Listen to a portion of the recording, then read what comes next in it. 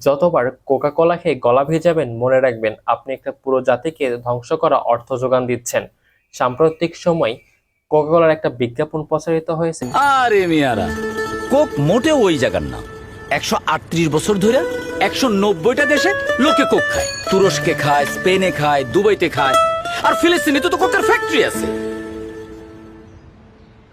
এই বাচ্চু, কোক দে। কোকে একটা ঢোক দেন, তারপর একটা সার্চ দেন।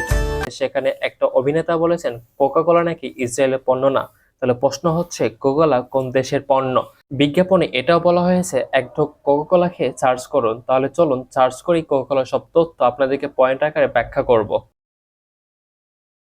কোকা কোলার সবচেয়ে বেশি শেয়ার হোল্ডার যে ব্যক্তি তার নাম হচ্ছে Warren Buffett. The Times of ইসরায়েলের একটা প্রতিবেদনে দেখতে পাচ্ছেন ওয়ারেন বাফেট সবচেয়ে বেশি বন্ড কিনে ইসরায়েলে এবং সে অন্যদেরকেও বন্ড কেনার জন্য উৎসাহিত করে।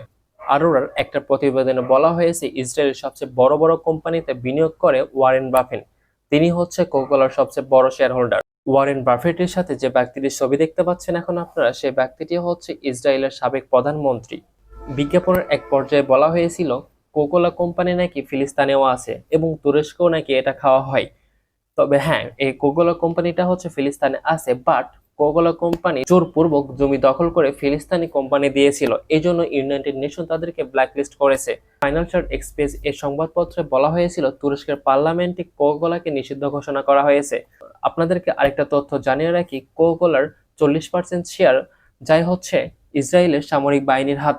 আপনি কোকা কোলা খেয়েছেন তো ফিলিস্তিনের একটা পরিবারকে নিঃস্ব করেছেন। এবার আসল কথায় আসি, আপনি কোকা কোলা খাবেন না, বাট কোক স্টুডিওর গান শুনবেন।